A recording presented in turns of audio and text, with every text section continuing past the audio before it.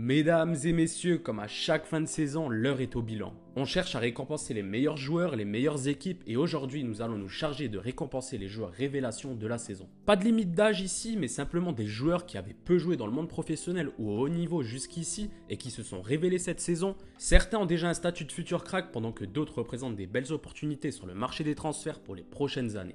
Les gars, aujourd'hui j'ai enfilé mon plus beau costard pour cette cérémonie en espérant vous faire découvrir quelques joueurs qui se sont révélés cette saison. On va parler de joueurs pour la plupart inconnus avant le début de la saison, donc aujourd'hui pas de Wirtz ou de Grimaldo par exemple, qui étaient déjà assez connus avant le début de la saison et qui ont explosé cette saison. Voilà, maintenant que ce petit détail est réglé, je peux officiellement déclarer la cérémonie des joueurs révélations de la saison 2023-2024 ouverte. C'est parti générique.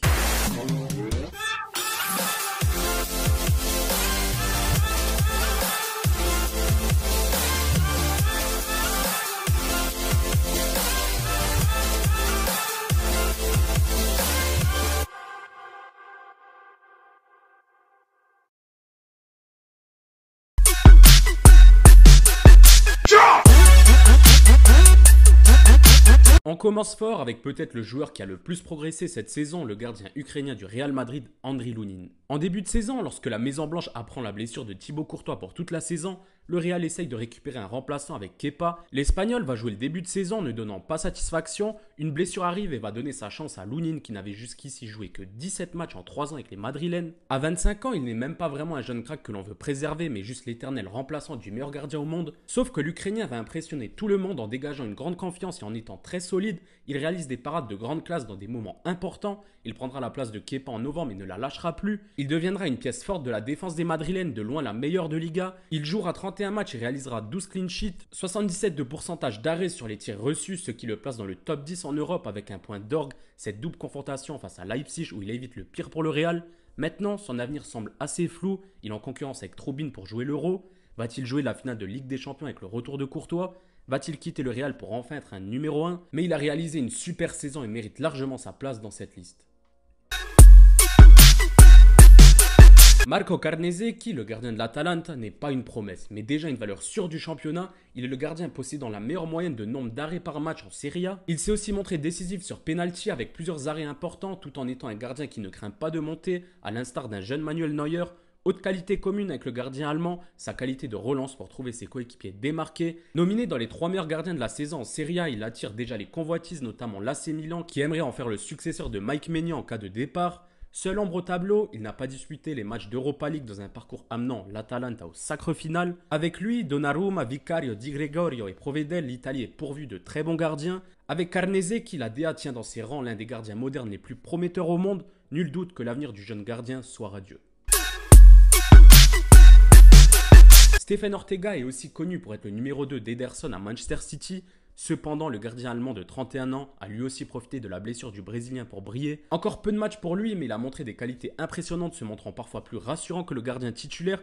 Évidemment très adroit dans la relance, Ortega a su se montrer brillant dans les moments où on a eu besoin de lui. Notamment face à Tottenham à la toute fin du championnat, sa rentrée et ses arrêts ont permis à City d'éviter l'égalisation et filer vers le titre. Il a remporté son face-à-face avec Son pour sceller le titre, et Guardiola a d'ailleurs dit qu'il s'agissait du meilleur gardien qu'il ait vu dans le 1 contre 1. Donc si Pep le dit, il mérite largement sa place dans notre liste.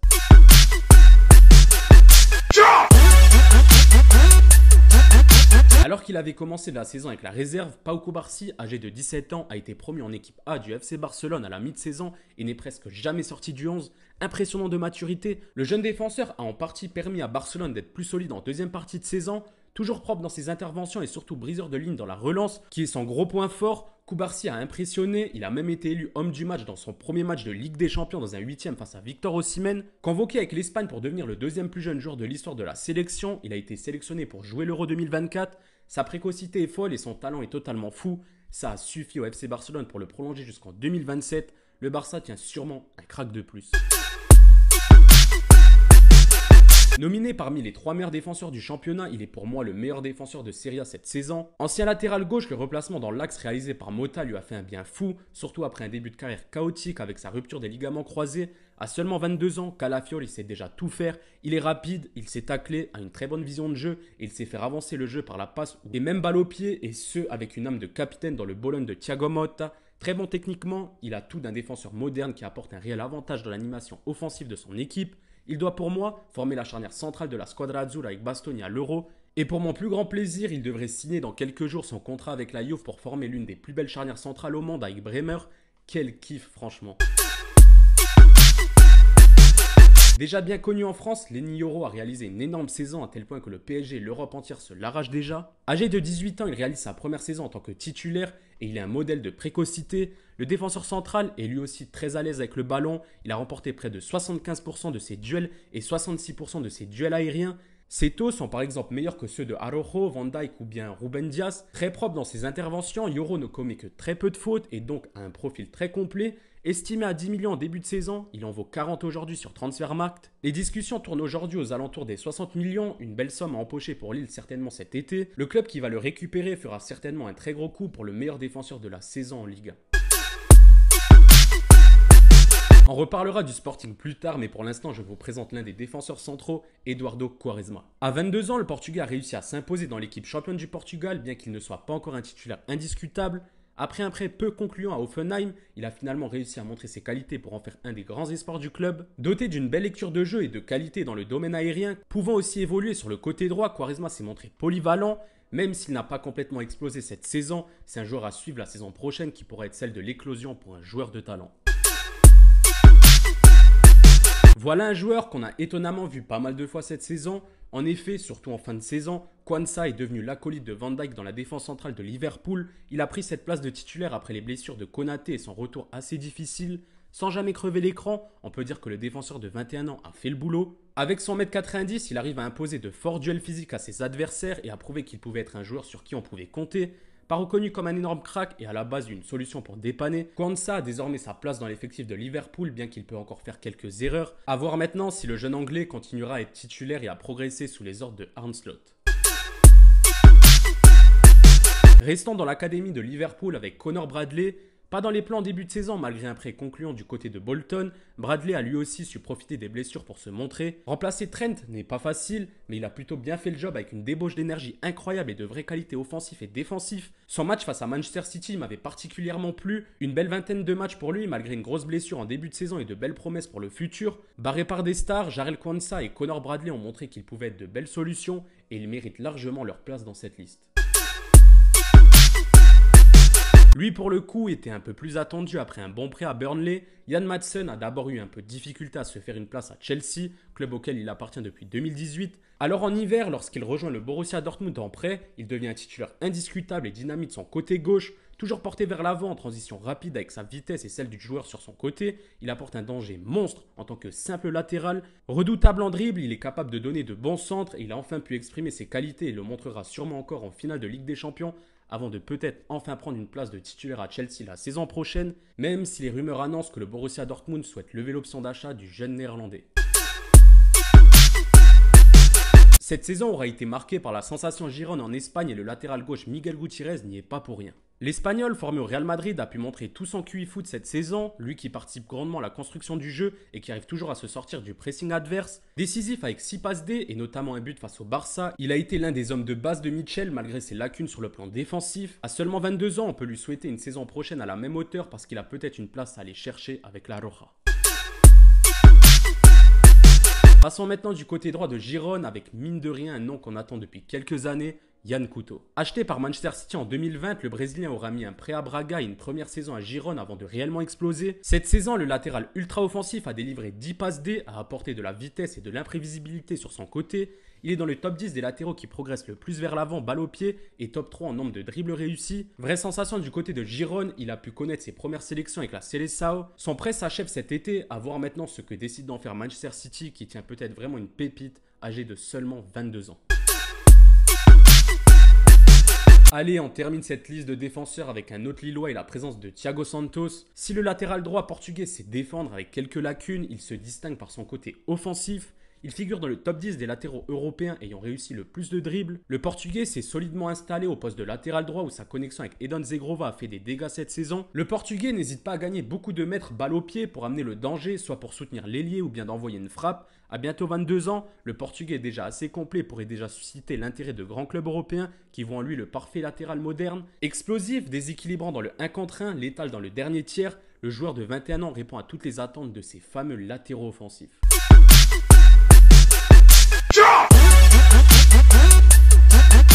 Voilà un nouveau milieu de terrain espagnol formé au Barça, mais Fermin, lui, je trouve qu'il change un peu des autres. De par ses caractéristiques d'abord, évidemment qu'il est doué techniquement, mais ce n'est pas que ça. Et c'est pas vraiment son point fort. Fermin est un joueur qui aime le contact, qui est capable de répéter les efforts et de presser très fort. Il évolue toujours plus haut que les autres milieux car il ressent le but et est par exemple très bon de la tête. Sans toujours être titulaire, Fermin Lopez a inscrit 11 buts cette saison, ce qui fait de lui l'un des meilleurs buteurs du club. Un peu dans l'ombre des autres cracks du Barça, il faudra compter sur lui la saison prochaine dans un rôle encore plus important. Lui qui est l'un des seuls joueurs de l'effectif à être capable d'envoyer des frappes à longue distance, en espérant qu'il soit maintenu dans la liste de De La Fuente pour l'Euro 2024. Peut-être le seul rayon de soleil dans la saison de Manchester United, Kobe Mainoo. Après une blessure en début de saison, le jeune Anglais de 19 ans s'est imposé comme un élément essentiel de Manchester United dans un milieu défaillant. Il représente parfaitement le profil du milieu box-to-box moderne avec une densité physique, plutôt bon techniquement et capable d'envoyer des bonnes frappes. Il a connu ses premières sélections et en plus il a marqué et surtout il participera à l'Euro avec l'Angleterre. Une récompense bien méritée pour celui qui a offert la FA Cup à son club face à Manchester City. Si l'avenir de Manchester United semble toujours assez flou, voilà un joueur sur lequel il faudra construire et qui représente un peu d'espoir, voire beaucoup d'espoir pour Paul Scholes qui le considère 10 fois plus fort que lui lorsqu'il avait son âge. Pas facile de faire ses débuts en pro au Bayern et encore moins dans une saison compliquée comme celle-ci. Pourtant, Alexander Pavlovic l'a très bien fait au milieu de terrain. Le joueur allemand formé au Bayern a affiché une grande sérénité au poste de numéro 6, un poste où généralement peu de cracks sortent. Lui a fait de belles choses avec le Bayern, pas forcément puissant physiquement, le joueur de 20 ans brille par son intelligence de jeu, il oriente bien le jeu que ça soit avec du jeu court ou bien du jeu long, et malgré cela il arrive à intercepter des ballons grâce à son sens du placement. Un numéro 6 donc très intelligent qui sera pour sûr une pièce maîtresse du Bayern dans les années à suivre. Et voilà une saison parfaite qui lui a valu une place dans la liste de Nagelsmann pour l'Euro 2024. On reste en Allemagne avec un autre numéro 6, Angelo Stiller de Stuttgart. Il est l'un des grands protagonistes de la deuxième place de Stuttgart en Bundesliga. Stiller brille dans la passe et surtout la passe longue pour orienter le jeu de son équipe et dicter le tempo. Son pied gauche est très précis et il est souvent à l'origine de l'avant-dernière passe. Un profil très complet qui sait aussi récupérer des ballons et à seulement 23 ans, il pourrait bien voir sa carrière décoller dans les années à venir.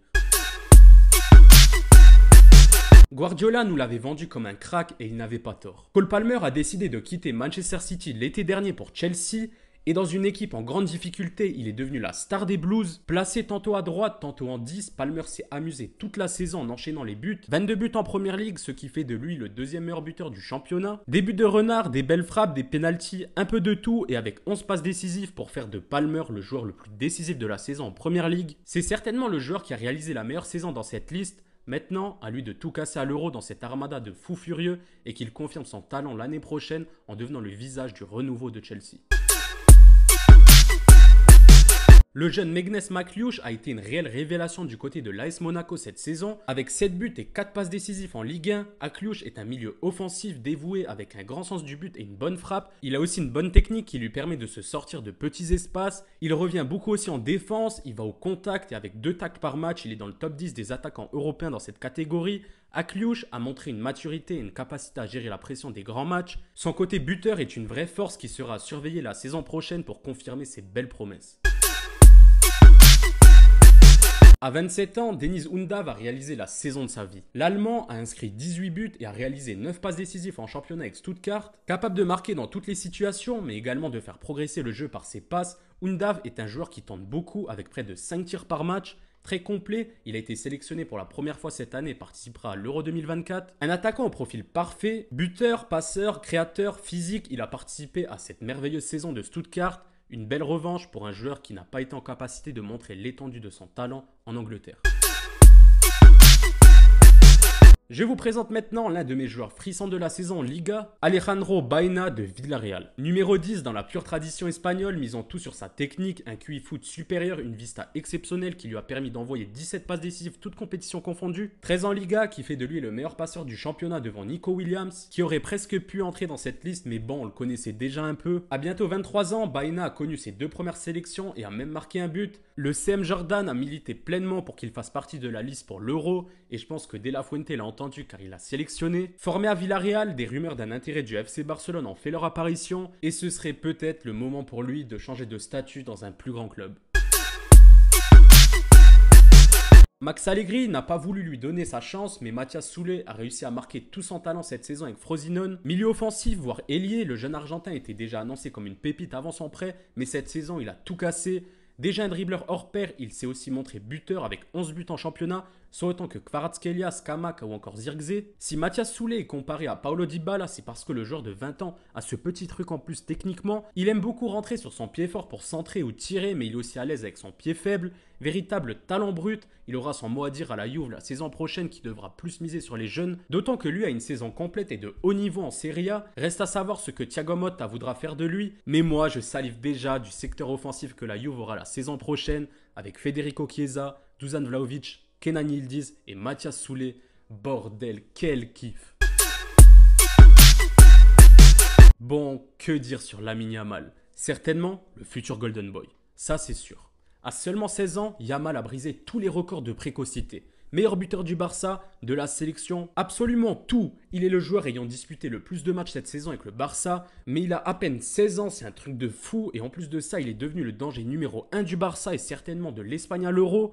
Encore perfectible dans son jeu, ses capacités de percussion font déjà de lui un top ailier qui réussit la plupart de ses dribbles. Yamal représente parfaitement sur ce qu'il manquait dans le jeu du Barça et sa précocité est totalement affolante. Maintenant, attention à ne pas cramer trop vite les étapes avec l'Euro et les JO. On a vu ce que ça a fait avec Pedri. Bon, lui, on le connaissait peut-être un peu plus après son passage à l'OL, mais son passage au Paris Saint-Germain l'a sûrement plus exposé à la scène européenne, la preuve étant qu'il a été sélectionné à l'Euro alors qu'il n'avait jamais été sélectionné auparavant. Bradley Barcola a prouvé son statut de potentiel pépite, l'ailier n'a jamais cessé de provoquer toute la saison et a su se montrer de plus en plus décisif malgré qu'il n'ait pas toujours eu un statut de titulaire. Avec 100,80 m, l'ailier longiligne a quelque chose de déroutant lorsqu'il provoque et s'échappe, le plus souvent côté gauche. Les promesses sont toujours là pour lui qui aura certainement un statut plus important après le départ de Mbappé la saison prochaine. La Ligue des Talents porte bien son nom dans cette liste avec maintenant Désiré Doué. Le milieu offensif rennais de 18 ans a montré tout son talent. À l'âge de 18 ans seulement, il compte 76 matchs professionnels dont 8 buts et 5 passes décisives. Son talent l'a d'ailleurs propulsé vers la sélection espoir de Thierry Henry avec laquelle il pourrait disputer les JO à Paris cet été. Polyvalent sur l'aile gauche ou en tant que numéro 10, qualité de passe et sur coup de pied arrêté. Très bon dribbleur, notamment dans les petits espaces. Désiré Doué a tout pour être un grand joueur. Le PSG et d'autres clubs européens se sont déjà positionnés sur cette nouvelle pépite, l'un des joueurs frissants du championnat français. On reste dans le même championnat avec le joueur de Lille, Edon Zegrova. Capable d'animer son couloir comme de jouer dans le demi-espace, le Kosovar est un excellent dribbleur. Il est capable d'accélérer le rythme de la rencontre à tout moment ou de combiner avec ses coéquipiers. Edon Zegrova est le joueur ayant tenté et réussi le plus de dribbles cette saison en Ligue 1. Il est sans aucun doute le joueur du LOSC le plus spectaculaire cette saison et cette qualité n'a eu cesse d'être vantée tout au long de l'année aux quatre coins de l'Hexagone. Zegrova est un joueur très complet qui possède encore une marge de progression pour être encore plus décisif malgré ses 6 passes D et ses 6 buts en Ligue 1. Comme presque chaque année, le FC Porto nous sort une belle pépite et cette année c'est Francisco Conceição. J'espère en tout cas pour les Portugais, je l'ai bien prononcé. L'ailier portugais avait pourtant déjà fait un premier passage chez les Dragons avant un transfert terrible à l'Ajax. Il revient alors cette saison à Porto et montre tout l'étendue de son talent. En plus d'une conduite de balle excellente dans les petits espaces, il est rapide, il dribble, il percute, il frappe, il ne lâche rien. Le petit numéro 10 de Porto a mis le feu sur son côté droit, ce qui lui a valu sa première sélection et sa convocation pour l'Euro 2024. Le FC Porto a entre ses mains un véritable crack qui, je l'espère, réalisera une belle carrière qu'on lui promet depuis des années. Kenan Yildiz est peut-être la seule raison pour laquelle il fallait regarder la Juve cette saison. Le jeune Turc de 19 ans a montré de la personnalité avec une très belle qualité de percussion. Aussi bien à l'aise pied droit que pied gauche, Yildiz a montré de belles promesses et sera notamment un élément important de la sélection turque à l'Euro. Son style de course ressemble à celui du jeune Cristiano, mais Kenan Yildiz est beaucoup plus axé sur les buts que Cristiano ne l'était à cet âge, car il cherche toujours à récupérer le ballon et aller vers le but. On espère le voir encore plus la saison prochaine dans le nouveau projet de la Juve, mais avant ça, le jeune Kenan va enflammer l'Euro 2024 avec la Turquie et son collègue Arda Güler. On termine cette partie sur les ailiers avec un ailier au style un peu différent, Savio de Girona qui est gaucher mais qui joue sur le côté gauche avec un profil plus à l'ancienne. Savio percute et prend la profondeur avec pour objectif de centrer comme un ailier avant les années 2010, Même s'il reste très complet, à seulement 20 ans, le Brésilien a inscrit 11 buts et réalisé 12 passes D, ce qui montre qu'il peut être aussi décisif. Lui aussi a connu sa première sélection avec le Brésil et va sûrement vivre un été mouvementé. Appartenant au City Group, il devrait être racheté par Manchester City. À voir maintenant si le club compte le garder ou faire une plus-value sur un joueur qui va intéresser beaucoup de clubs.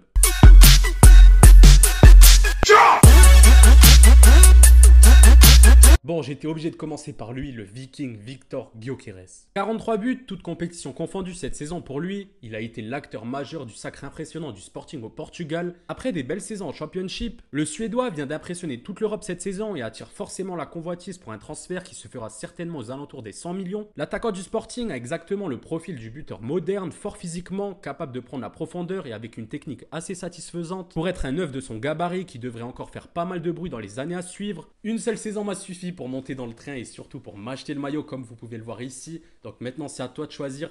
Victor, fais le bon choix pour la suite de ta carrière, ne me déçois pas. Vous l'avez peut-être connu sous les couleurs du Bayern, mais aujourd'hui Joshua Zirkzee est devenu un buteur de renom en Italie. 11 buts pour lui en Serie A, mais son importance dans le Bologne de Thiago Motta ne se limite pas à ses buts. Capable de décrocher pour faire le jeu ou de dribbler pour perturber la défense adverse, il est très bon dans les duels et rapide, il aime le jeu de transition. On sait qu'il est sur les tablettes de la Juve qui devrait voir l'arrivée de son entraîneur Thiago Motta. Il devra alors confirmer sa bonne saison et faire encore plus pour être convoqué pour la première fois avec les Pays-Bas. Lui qui étonnamment n'a pas été sélectionné pour l'Euro 2024. Heureusement, il s'est consolé avec le titre de meilleur jeune joueur de la saison en Serie A. Après Denis Undav, un autre Allemand a enchaîné les buts cette saison en Bundesliga et son nom est Maximilian Bayer, auteur de 16 buts avec Hoffenheim. Attaquant dévoué dans la phase de pressing, Bayer aime aussi avoir le ballon au pied pour créer la différence en faisant un dribble avant de conclure l'action ou d'adresser la passe décisive. Peu impressionnant physiquement, il est très doué techniquement et possède une grosse frappe. Finalement, l'Allemagne compte pas mal de nouvelles pépites dans cette liste et Nagelsmann l'a compris en ayant convoqué quelques pépites allemandes que nous avons présentées et bien évidemment Maximilian Bayer en fait partie.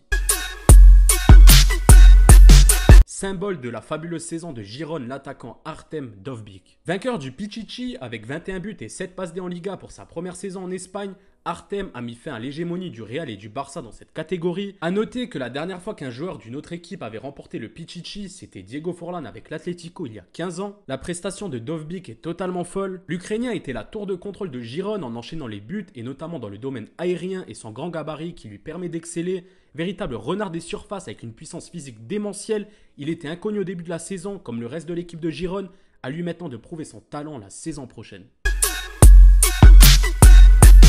La sensation du côté des Pays-Bas se nomme Santiago Jiménez. Puissant et tueur dans la surface, notamment de la tête, le Mexicain a inscrit 23 buts en championnat. Il possède aussi une belle vision de jeu et un bon sens du dribble malgré sa faible vitesse, ce qui fait de lui un buteur très complet. Il n'hésite pas à se déporter sur le côté ou de redescendre plus bas pour aider son équipe, notamment avec son jeu dos au but. À seulement 23 ans, pas sûr que le Mexicain fasse long feu du côté de Feyenoord. On était obligé de finir la vidéo avec un joueur du Bayer Leverkusen et celui qui correspondait le mieux à nos critères, c'est Victor Boniface. Arrivé de l'Union Saint-Gilloise l'été dernier, Boniface a inscrit 22 buts cette saison, un total qui aurait pu être plus haut sans cette blessure qui l'a privé de la CAN. Le néo-champion d'Allemagne a reçu le prix du meilleur rookie de Bundesliga, une décision logique quand on voit que Victor Boniface a été élu meilleur joueur du mois à 4 reprises tout au long de la saison en Bundesliga. Imbougeable physiquement, l'attaquant du Nigeria sait aussi utiliser sa vitesse et ses dribbles pour se procurer des situations face aux gardiens. Il aura été l'acteur majeur de la fabuleuse saison de Leverkusen et il a un visage que l'Europe a découvert et qui n'est pas prêt de laisser les défenses tranquilles. Voilà l'équipe, la vidéo touche à sa fin en espérant que vous avez kiffé. On vous a présenté une trentaine de joueurs qui se sont révélés cette saison. Moi je vous fais apparaître juste ici un 11 type de tous ces joueurs qui se sont révélés. Il n'y a que du beau monde mais on sait qu'il y a beaucoup de joueurs qui auraient pu rentrer dans cette liste. Et on a dû faire des choix, donc c'était assez difficile. Et si votre petite pépite n'y figure pas, dites-le moi en commentaire, je vais lire ça impatiemment. Sur ce, nous on se dit à bientôt. Ciao l'équipe.